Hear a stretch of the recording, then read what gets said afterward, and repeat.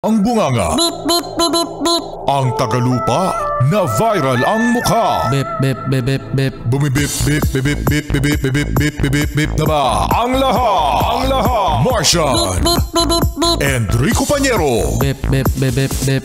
Beep, beep, beep, Bip, bip, bip, bip, bip. Bip, bip, bip, bip, bip. Titilaok! Titilaok! Beep, beep, beep, beep, beep.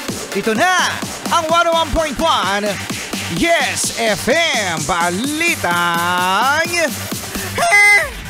Hoy mga Yes Friend, talagang parang walang makakamove on hanggang sa magkaroon tayo ng Noche Buena sa sinabi ng Trade Secretary na si Cristina Roque.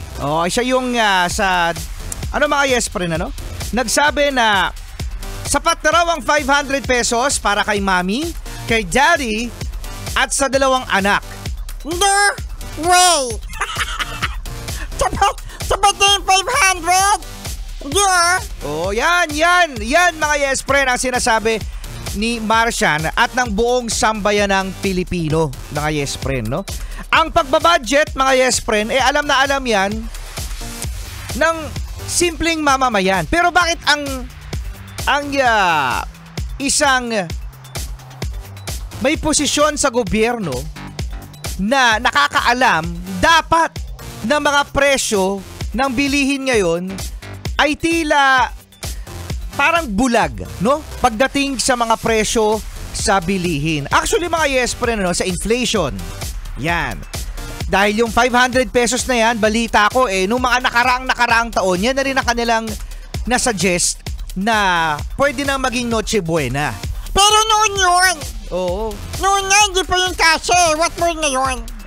Sabi mga Yes, pwede ka na magka-spaghetti, pwede ka na karoon ng ham, macaroni salad. Tapos pwede ka pa mag-soft drinks. Alam mo? Ang mahirap kasi niyan, hindi nila nararanasan ang simpleng hapagkainan. Ayun, correct. Sino ka ba naman mga Yes Friend, ang mga namamalengke dyan, itaas ang kamay. Magkano nga ba mga Yes Friend, ang bilihin ngayon? Marami akong mga napanood na mga vloggers, na mga chef na tinry mga Yes Friend ang 500 pesos na challenge na ito. Nakaluto naman sila, in fairness, no? Pero mga Yes Friend, ang lungkot-lungkot ng spaghetti.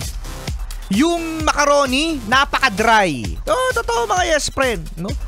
Yung para bang, gano'n na lang ba? Magtitiis na lang ba ang isang pamilyang Pilipino para sa 500 pesos na Noche Buena? Tandaan natin mga Yes Friend, Noche Buena ito. Hindi ito pang araw-araw o pang weekend, kundi Noche Buena na sinasabi natin napaka-espesyal para sa bawat Pilipino. Pero pinresyuhan ng 500 pesos. Grabe naman kayo, ang lit.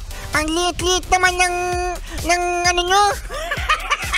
Ano yung maliit sa kanila? Ang lit ng ano nyo, Yung ano nyo pala maliit. Parang maliit ang pagtingin ng ilang opisyal sa pamumuhay ng mga Pilipino. Tandaan natin mga Yes Friend, na we deserve better. Tandaan natin na panay tax ang iniisip ng gobyerno para idagdag sa pang-araw-araw nating gastusin. Pero ano na lamang ang sinusukli? Katipiran!